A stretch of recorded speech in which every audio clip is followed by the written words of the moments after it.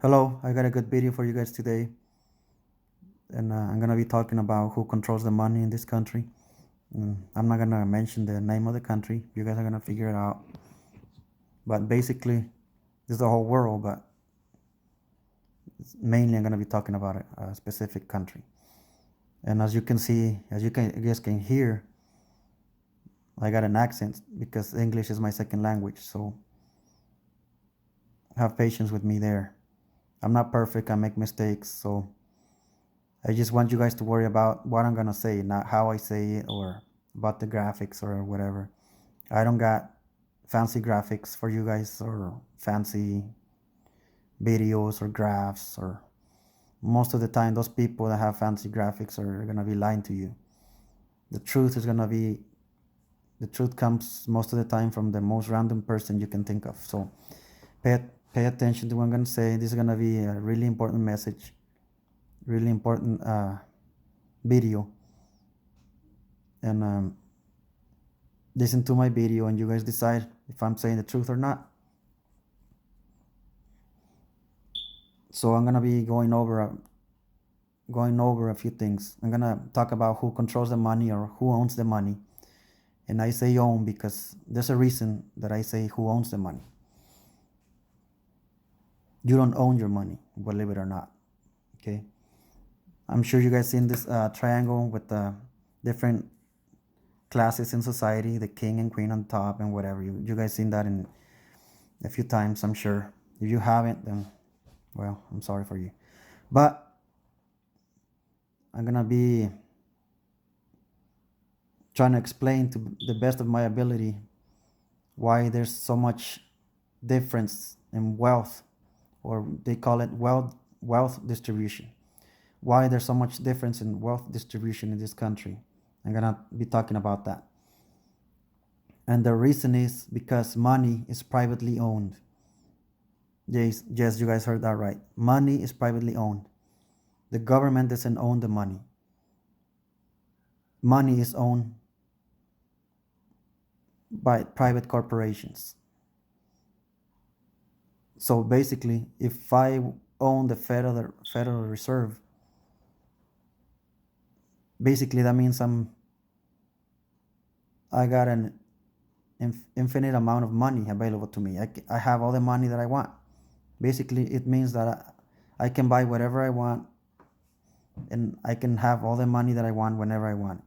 If I own the Federal Reserve, which they are in charge of printing money, and they're in charge of loaning money to the government, I'm gonna be extremely rich. Like, and money means power. I'm sure you guys know that money means power. So the bankers, not the people that work in a bank, the bankers, the people that own the banks, especially the Federal Reserve. You guys don't believe me? Look it up. The Federal Reserve is not a government bank, it's a privately owned bank. So basically, those people own us, and I'm going to be talking about that.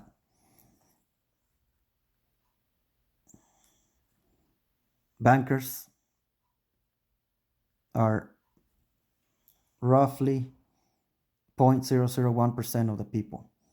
And these are all estimates. Nothing's perfect in this video. Like I said, don't worry about how I say things. Don't worry if I make mistakes or if I'm not right in something. If I'm wrong in something, let me know in the comments.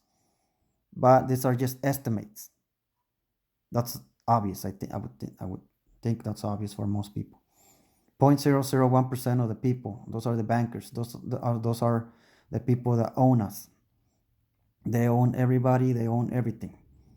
That's why you go buy a house, and after 30 years, or for most people 30 years, after 15 years or 30 years, you finish paying the house, you pay 3 times the amount it's worth, and you still got to pay taxes. Why? Because they use those taxes to pay back the Federal Reserve. The Federal Reserve loans money to the government or to people, whatever, and they charge interest in it. So the government uh, taxes the people. You got to pay taxes on your house your whole life, every year, no matter what, which is, I think, is really stupid. When you buy a car, you pay taxes once. You buy a TV, you pay taxes once when you buy it. That's it. I don't know why we have to be paying taxes on our houses, which they're called property taxes, every year. So that means you're never gonna own your house or your property, never, because you still gotta pay taxes every year after you're done paying the house. So that's why they own us. The government borrows money from the Federal Reserve, and the government has to pay them back with interest. So yes, those people own, those people are in charge of this country. The next level, which I'm guessing is like maybe 0.002%, are the big business owners or the corporations.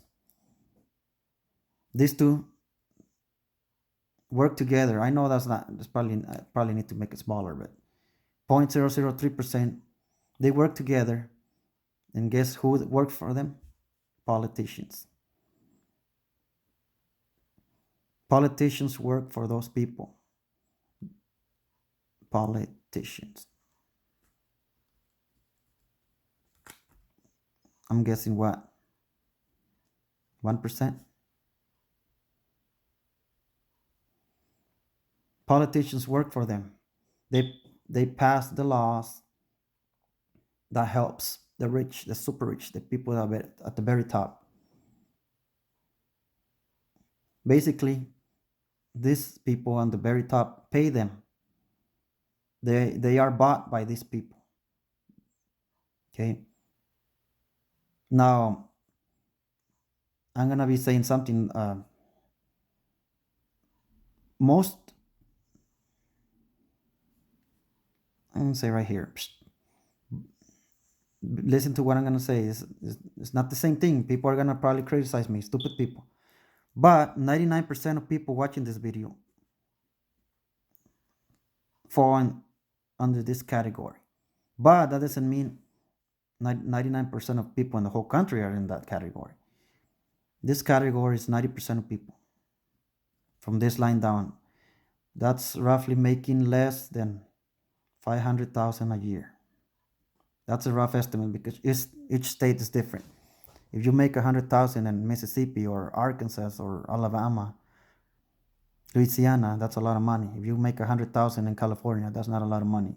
Each state is different, but this is just an estimate. If you make less than 500,000 a year, you belong to the bottom 90% of people. Right? Right here are your actors,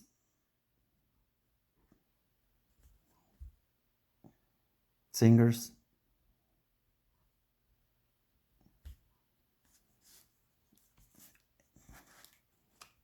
sports athletes,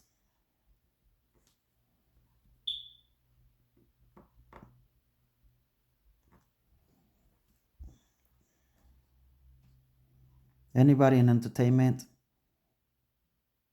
and a bunch of business owners.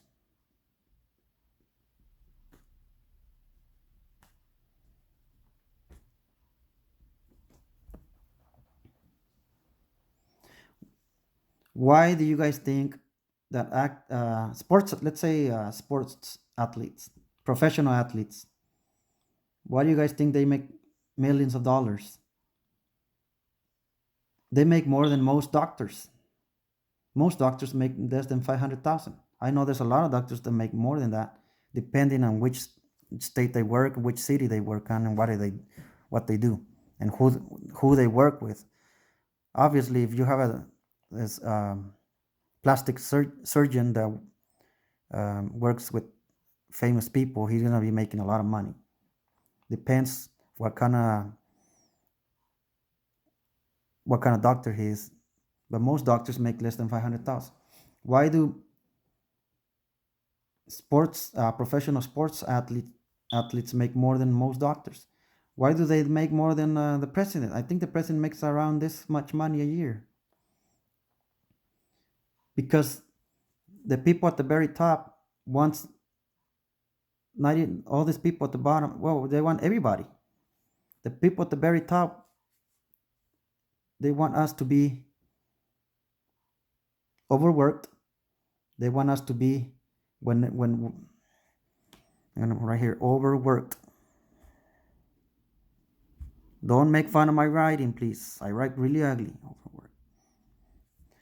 Let me explain something to you guys. People like me, I'm not saying I'm the smartest person in the world, but people like me are not outgoing. They're not always laughing, make cracking jokes. People like me are just different kind of person. Okay, so I write ugly. I'm not outgoing. So I'm sorry if you think I'm boring. I'm just trying to put this information out. They want us to be working all the time, and when we're not working, they want us to be entertained. Entertain. What does that mean? Watching movies, watching sports, going to the movies, going to the mall, buying things. They want us going to concerts. They don't want us doing research. People at the very top, they don't want us doing research. They don't want us studying, investigating. They want us dumb. I'm not saying I don't like sports. I watch sports. I like basketball. And every 4 years, I watch soccer, the World Cup. I don't even watch basketball anymore. It's all rigged. I don't watch any sport. I watch boxing every now and then, but it's rigged too. The person that wins loses, and the person that loses wins. If you guys don't get it, I'm sorry, but everything, sports are rigged. Sports is entertainment. Even politicians is all entertainment. The president of this country, he's a joke. It's all that's entertainment. Everything in politics is entertainment. Now, these people right here, of course, they're gonna give their family members, their close friends. They they have access to all the money in the world. That means they tell one of their go set up a bank in Afghanistan or in Iraq or in Venezuela. We're gonna topple the president in Venezuela, and we're gonna set up a bank owned by us. People say that these people right here are the Rothschilds or whatever. I'm not gonna say any last names or names. I already said one, but I don't know who they are. And I'm sure if I was the owner of one of the banks or the Federal Reserve, nobody would know who I was, because I would pay a lot of money to keep everything about myself secret. Politicians work for the people at the very top. There's all different kinds of the business owners, corporations. The corporations include big corporations like Walmart. These are right here. Oil businesses, refineries. The corporations and the bankers, they work together. They set up how much oil is going to be worth, how much they should be paying people, how much they should be selling their things. They want to be in charge of everything. They affect a country. If they don't like the leader of a country, if that country doesn't allow one of their banks to go set up in a country, they topple the president of that country.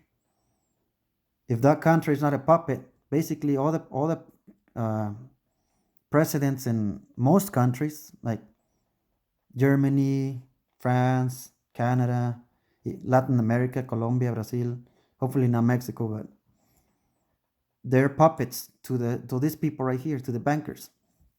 The presidents of the countries, let's say Colombia, the president of Colombia has to listen to what these people say, or they're gonna kill him.